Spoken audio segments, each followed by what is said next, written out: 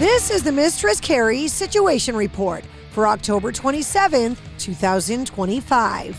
Spirit Box are getting ready to kick off part 2 of their Tsunami Sea Tour alongside Periphery and Honey Revenge. The band is also taking the opportunity to promote small and local businesses at each tour stop. They've launched an interactive map to highlight the businesses, which you can find at map.spiritbox.com. The band wraps up leg 2 of their tour in Wallingford, Connecticut at the Toyota Oakdale Theater on December 7th. Linkin Park over the weekend kicked off their South American leg of their ongoing world tour. Joined by Poppy for the entire run, Poppy joined the band on stage over the weekend for a new version of One Step Closer. And speaking of cameo appearances, Aerosmith and Youngblood have released a new edition of their song My Only Angel.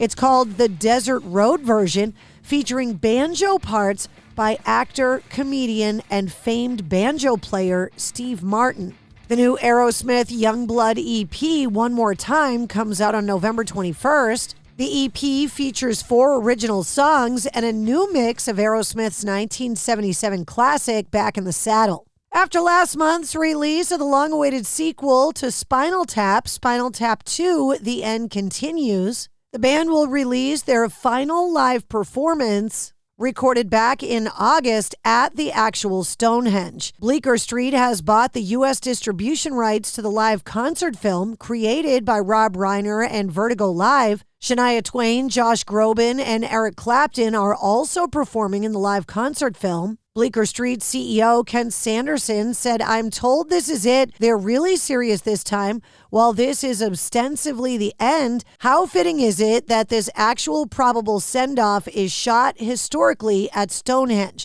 the mysterious landmark that we know must have been erected thousands of years ago, purely to serve as the setting for the last act of Spinal Tap." Spinal Tap at Stonehenge, the final finale, is set to hit theaters and IMAX at some point in 2026. Mark Hunter, lead vocalist from Chimera, has revealed that the group plans to open their vaults for an upcoming compilation titled Creepers Volume 1. The collection will compile B-sides and rarities from the 2011 to 2014 era that originally closed out the band's career. The collection will arrive digitally this Friday, saying, quote, "We've been working to bring you streaming versions of some of our rarest B-sides." Also saying we hope to release Volume 2 soon. Avett Patton, the collaboration between Scott and Seth Avett and Mike Patton from Faith No More, have just announced their first live concert at the Big Ears Festival in Knoxville, Tennessee, coming up March 28th of 2026. The Avett brothers saying, "We're excited to announce our first ever Avett Patton concert. You can get tickets for the festival at bigearsfestival.org. Dream Theater are rolling out a 14 CD box set containing multiple studio albums, as well as Volume 3 of their vinyl box set series. Both are set to arrive November 21st via Rhino Records. And Netflix has announced that Stranger Things will get a limited 2-day run in more than 350 theaters across the United States for the series finale. Screenings of the finale will be timed to its global Netflix debut beginning December 31st at 5 p.m. Pacific and running through January 1st of 2026.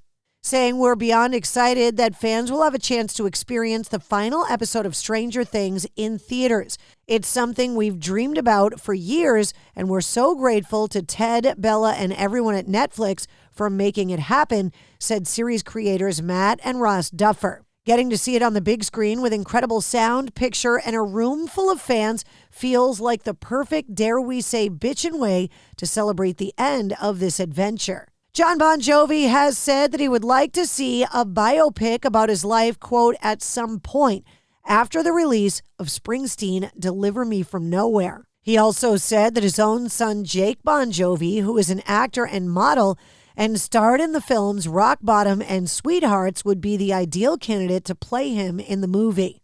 Saying, quote, "I'm not in my final chapter yet. I'm living my next chapter." And speaking of the Bruce Springsteen movie that hit theaters this past Friday, the Kiska brothers from Greta Van Fleet appear in the film alongside Rival Sons lead singer Jay Buchanan. Dubbed Cats on a Smooth Surface, the Stone Ponies house band was the brainchild of producer Dave Kopp, who's worked with Chris Stapleton, Brandi Carlile, Greta Van Fleet, and Rival Sons. He serves as the soundtrack producer for the film. Jake Kiska from Greta Van Fleet saying working with Jeremy was a captivating adventure on multiple levels. His ability to embody Bruce Springsteen was a master class. He walked the fine line between capturing the essence of the character and infusing it with his own originality.